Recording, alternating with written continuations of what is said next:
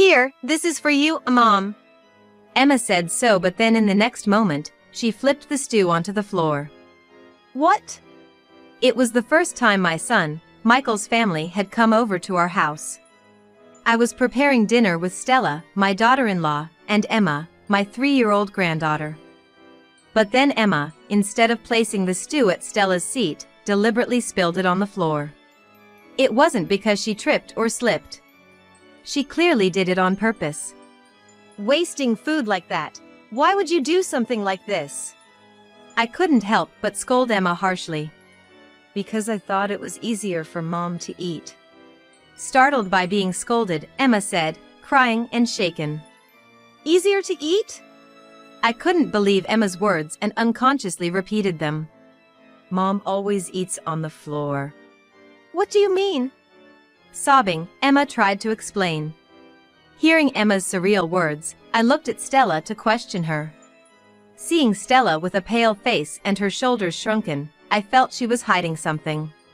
Good morning. Today, as always, while looking at the portrait of my deceased husband, I greeted. I have been living alone since my husband Ian passed away a few years ago. The expression on Ian's face in the portrait is grumpy, with a deep furrow between his brows. Thinking back, I hardly ever saw him smile during his lifetime.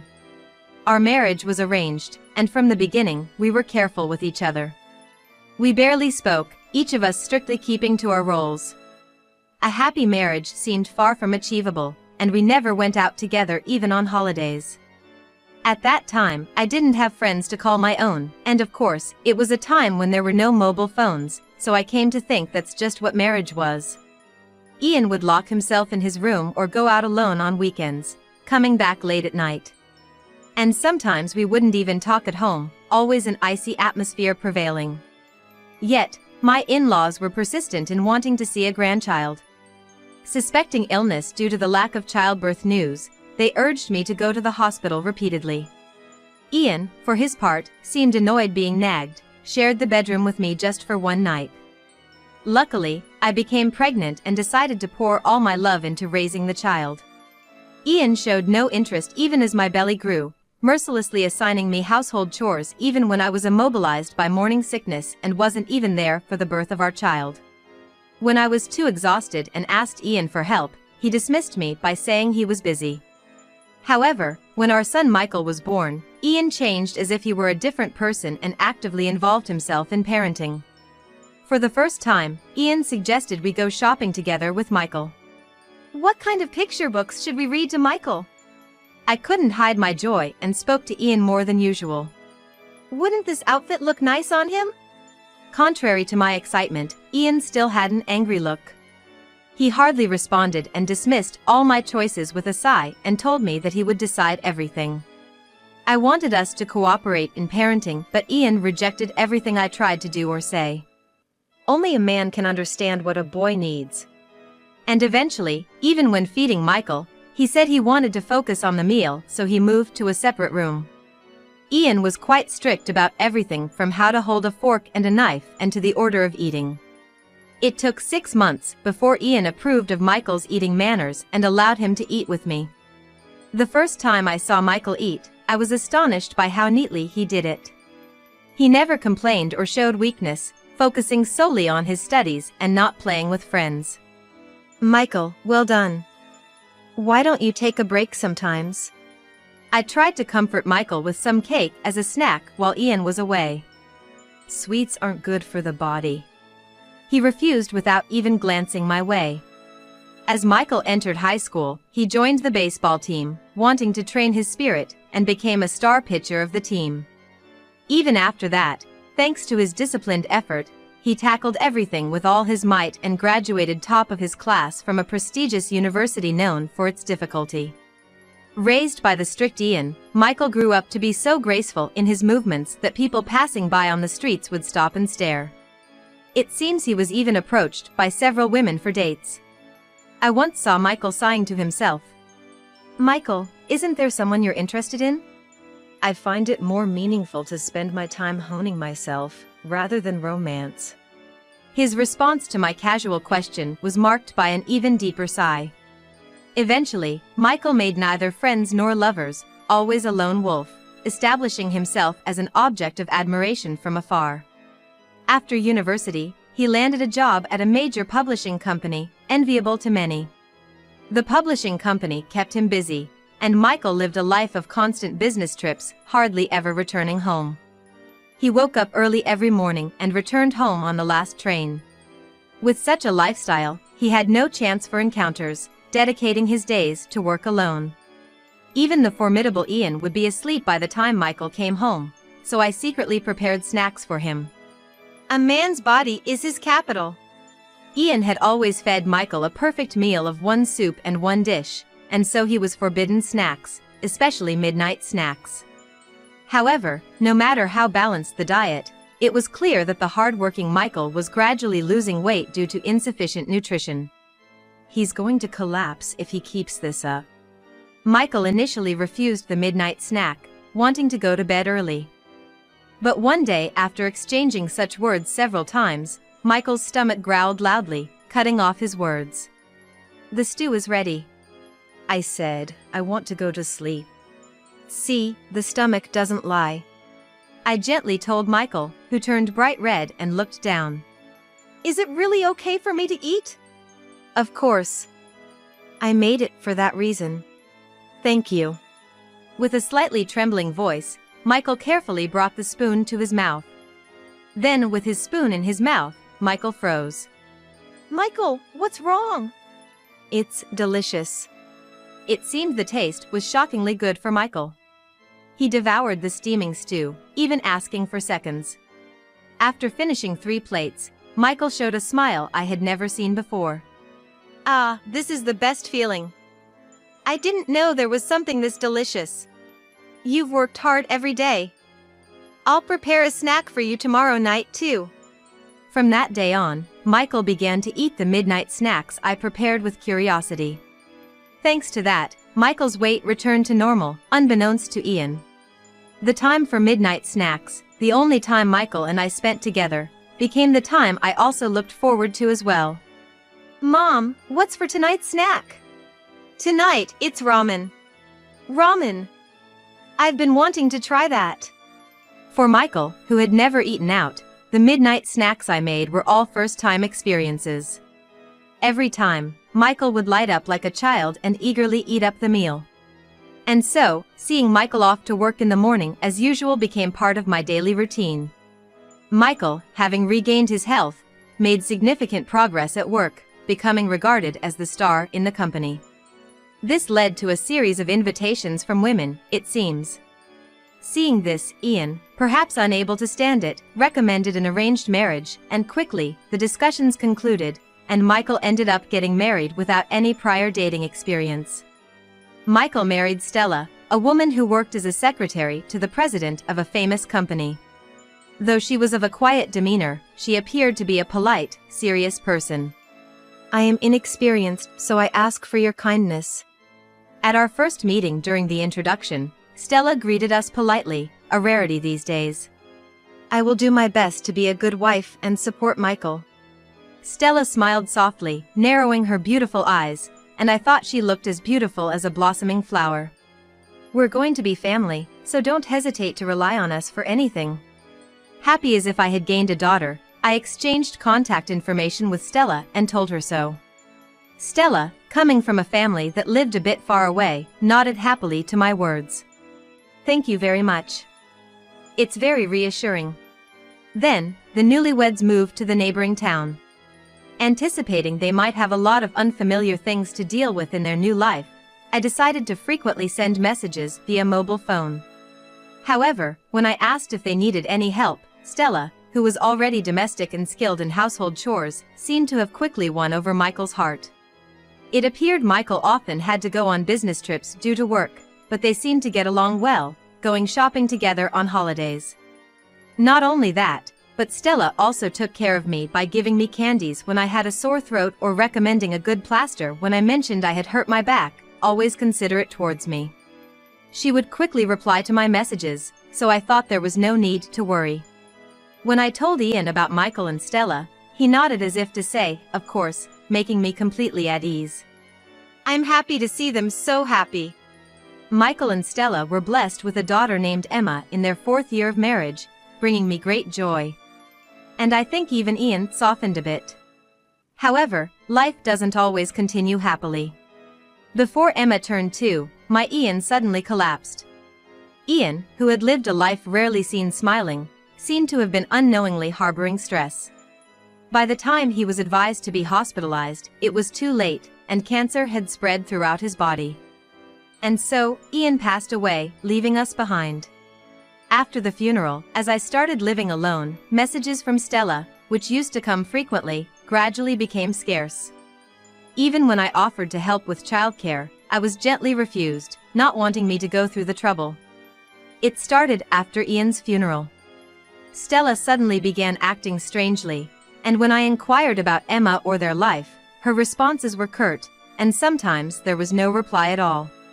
She wouldn't answer phone calls, and I worried every day.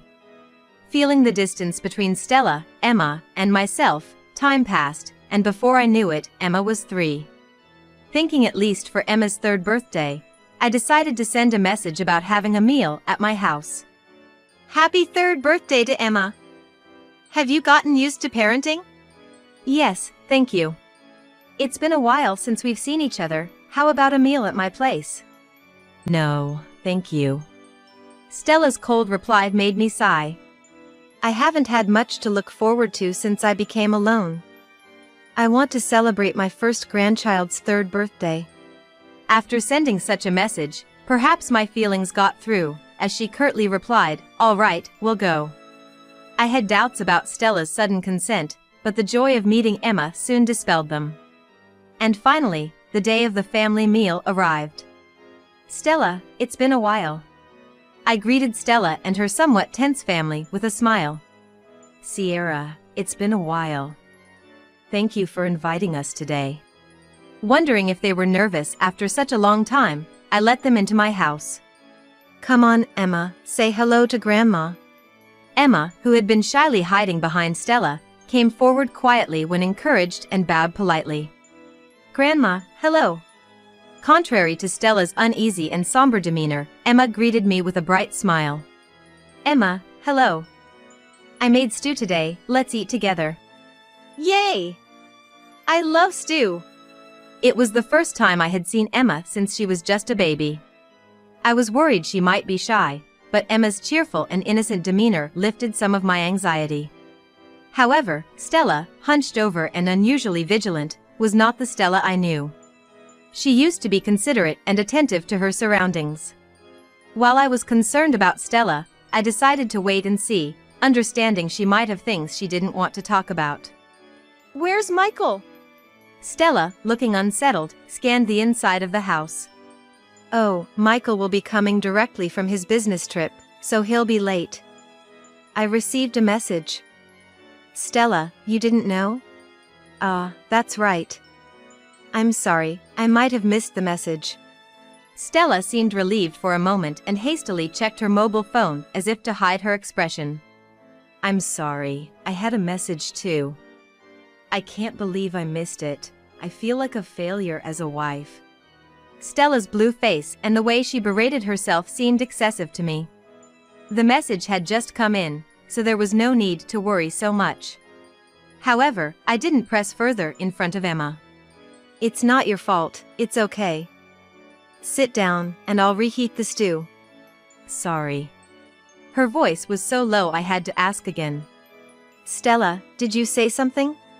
Nothing, it's nothing. Stella seemed even more withdrawn, making me feel she was hiding something from me. It was just a hunch, but these intuitions often prove correct. I'll help you carry it. Emma ran over with an innocent smile, cutting through the tense atmosphere. Oh, thank you. But stay back from the stove, it's dangerous. Emma's offer to help was impressively mature for a 3-year-old. Stella, meanwhile, sat down hesitantly and stared solemnly at her spoon. Here you go, be careful, it's hot. Okay. Emma energetically took her plate and slowly walked over to Stella. And then, here, this is for you, Mom. Emma said, and in the next moment, did something unbelievable. What? Emma deliberately spilled the stew on the floor instead of placing it at Stella's seat. It wasn't because she tripped or slipped. She clearly did it on purpose. Why would you do something like this? Wasting food. I couldn't help but scold Emma harshly. Because it's easier for Mom to eat. Surprised by the scolding, Emma said, crying and shaken. Easier to eat? I couldn't believe Emma's words and repeated them unconsciously. Mom always eats on the floor. Eating on the floor? What do you mean? Mom always eats on the floor because Dad makes her. Emma tried to explain, sobbing. Hearing Emma's surreal words, I looked at Stella, who was trembling and pale. Stella, what's going on? Just as Stella was about to speak, the doorbell rang, and Michael appeared at the entrance. Despite the awkward timing, I quickly cleaned up the spilled stew and welcomed Michael in. I'm home. Did something happen? Michael seemed puzzled by the delay between the doorbell and the door opening. Welcome back. I couldn't leave the stove. I tried to act normally, hiding my agitation. I see, is that stew I smell? Yes, your favorite stew. I felt relieved I had made stew and breathed a sigh of relief. Unaware of anything, Michael cheerfully entered the living room, ignoring Stella's distress and sat down with a thud. Nothing beats Mom's stew. Michael spoke loudly while Stella bit her lip tightly. Feeling the tense atmosphere between them, I forced a smile, struggling to maintain a facade. I was skeptical about Michael making her eat on the floor, but I sensed their relationship wasn't good. The conversation remained superficial, the stew tasted bland, but somehow, the meal ended peacefully. After the Michael family left, I messaged Stella about the incident. The only reply I got was it's nothing. It can't be nothing. I murmured quietly to the mobile phone screen, reflecting on our interactions. Stella's messages have been cold lately. The distant replies didn't seem like they were coming from the caring Stella I knew. Thinking about the incident made me wonder if Michael was controlling her phone. I can't overlook what just happened. I need to check on things myself. With that thought, I decided to visit Michael's house. Even though it's spring, it was already dusk. I shivered in the cold air as I approached their house. Just then, I heard a loud argument. It's your fault. What? That was Michael's voice. Panicked, I pressed the doorbell. Michael, with a forced smile, greeted me. Mom, we just said goodbye, what brings you back? I need to talk to Stella. What? Well, Stella's tired from the visit, I'll pass the message. Michael blocked my way, visibly flustered. This is an important matter between women. My firm tone left Michael with no choice but to let me in. Stella? Looking around inside, I noticed the bathroom light was on. I'm going in. As I headed to the bathroom, Michael hurried after me, panicking. Stella's in there, you can't go in now. But I entered the bathroom before Michael could stop me. And what I saw was unexpected. Stella! Stella was in the shower, drenched, sitting on the floor. Sierra. I was cleaning the shower and accidentally turned it on myself. Stella weakly smiled as she spoke to me. This is terrible, you'll catch a cold. After finding a towel, I wrapped Stella in it, drying her hair and arms. I can't believe this. Sorry, Mom, Stella always messes up when I'm not watching. Michael didn't even attempt to get a towel, instead crossing his arms with an angry look. Stella was in a daze, quietly letting me help her. Seeing Stella's slight shivers, I couldn't deny Emma's words were true. Stella, I've dried you off somewhat, but you need to change immediately. Sierra, I'm sorry. Thank you. Always like this. Stella can't do anything without me. Michael complained, but Stella's fear was evident. Pretending to use the bathroom, I discreetly called the police, and soon the doorbell rang, signaling their arrival. Who's that? Michael answered reluctantly. "We've received complaints about loud noises from this house," the officer said, to which Michael lied about a misunderstanding. The officer insisted on speaking with us after checking the neighborhood. "Today's a bad day." Scratching his head, Michael opened the door. 3 officers entered swiftly, one securing Stella and Emma while the others restrained Michael. "What?" Michael resisted desperately, but the officers were unfazed. "What the hell? What did I do?" He knew he couldn't fight off the police, but he still tried to make himself loose. To that the police said in a low voice, "If you don't calm down, you're obstructing the execution of our duties." Michael turned pale and suddenly became quiet. Meanwhile, Stella, overwhelmed by the sudden events, saw the subdued Michael and burst into tears. Looking at me and the officers, she spoke quietly. "I can't take it anymore." Stella revealed her pent-up frustrations. "As soon as we got married, he submitted my resignation without my consent. I protested to the CEO, but no one believed me."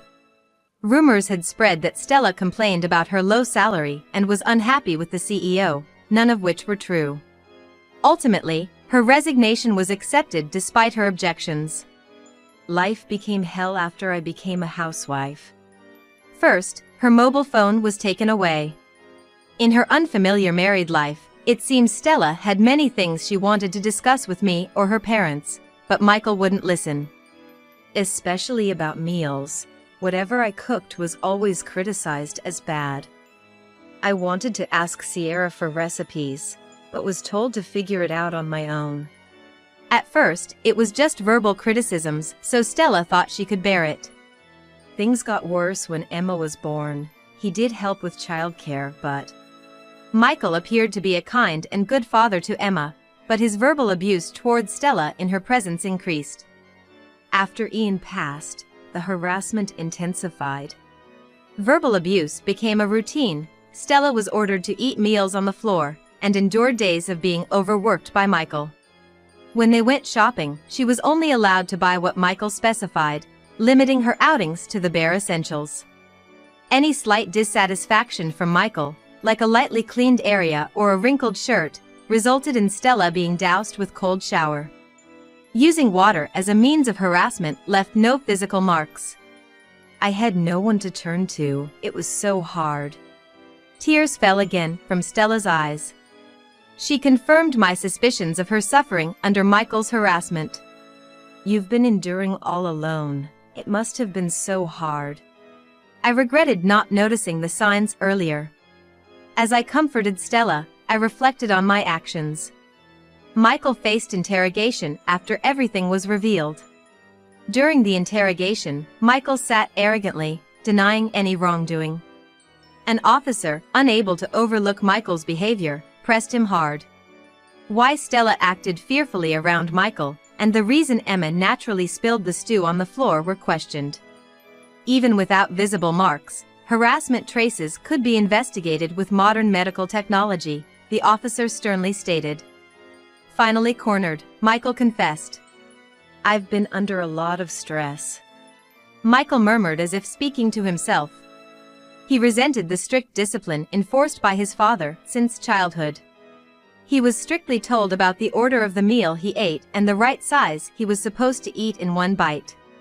"You can't even do this." Harsh scoldings for minor mistakes were part of his upbringing.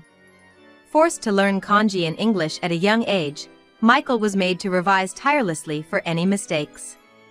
In elementary school, while peers enjoyed games, Michael was sent to unwanted lessons and cram schools. He revealed his dissatisfaction with all of it.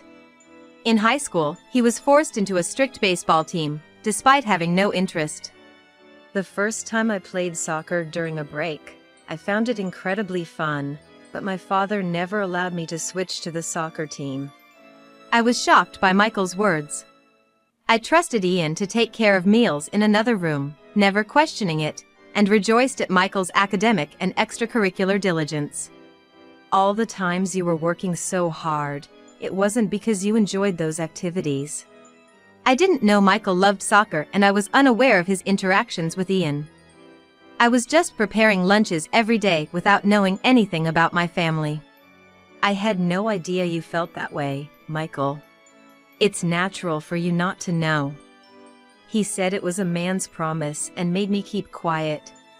Michael, adeptly trained mentally, easily maintained composure without my knowledge. He didn't enjoy studying either. He was restricted from popular student activities like gaming and fashion interests. And even his love for sweets was limited. Ultimately, an arranged marriage decided by Ian added to his growing resentment. Having the marriage arranged without his consent, Michael seemed to have started feeling indifferent about everything.